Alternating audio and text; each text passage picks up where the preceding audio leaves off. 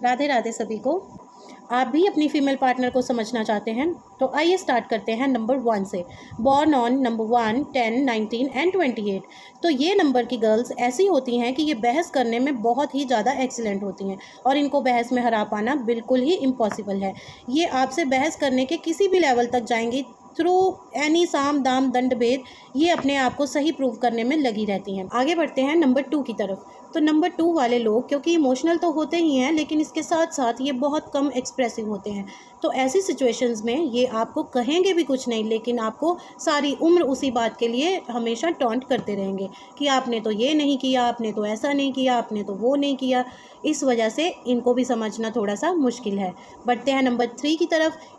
Number 3 वाले persons को हमेशा आपके होते हुए भी 4 लोगों की वैलिडेशन और चाहिए होती है कि भाई ये कैसे लग रहे हैं, कैसे दिख रहे हैं, कैसे कपड़े इन्होंने पहन रखे हैं। इनका बहुत large group of friend circle होता है और इसी वजह से आपकी वैल्यू थोड़ी सी कम हो जाती है।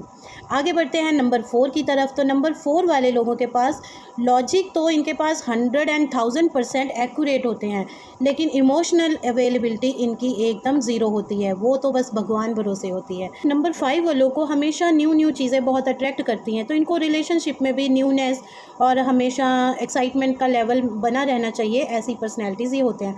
नंबर 6 वाले तो भाई अगर आपने कोई इमोशनल ब्रेकडाउन दे दिया या आपने ऐसा कोई भी सेंसिटिव इशू खड़ा कर दिया तो ये आपको सारी उम्र माफ़ करने वाले नहीं हैं, क्योंकि ये बातों को भूल नहीं पाते हैं। इनके अंदर डिलीट नाम का बटन नहीं होता है। तो नंबर 7 वाली जो पर्सनैलिटीज़ होती हैं ये बहुत ही ज़्यादा ओवर थिंकर होती हैं, अनप्रडिक्टेबल होती हैं।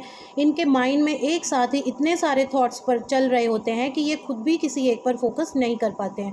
तो ऐसी सिचुएशंस में आपके लिए उनको समझ पाना भी बहुत मुश्किल हो जाता है और ये अनप्रडिक्टेबल बन जाते हैं। आगे बढ़ते हैं नंबर 8 की तरफ। तो भाई अगर ये नंबर आपकी लाइफ में है तो फिर आप पनिशमेंट्स के लिए तैयार रहिए। जी हाँ, क्योंकि नंबर 8 वालों का रिवेंज मोड हमेशा ही ऑन रहता है। तो ऐसी सिचुएशंस में अगर आपने गलती की तो आप बचने वाले नहीं हैं, आपको उसका 101% पनिशमेंट मिलेगा ही मिलेगा। और साथ में ही नंबर 8 वाले लोग थोड़े मटीरियलिस्टिक भी होते हैं। बढ़ते हैं नंबर 9 की तरफ। तो नंबर 9 वाले जो पर्सन्स हैं ये बहुत ही ज़्यादा इमोशन से घिरे हुए होते हैं और आप इनको कितना भी करके दे दें इनके लिए हमेशा ही कम रहता है। तो अब सभी मेल पर्सन से मैं एक बात जानना चाहूँगी कि क्या आप मेरे बताए हुए बातों से रिलेट कर पा रहे हैं? क्या सच में आपके फीमेल पार्टनर्स वैसे ही हैं? मुझे कमेंट सेक्शन में ज़रूर बताइए।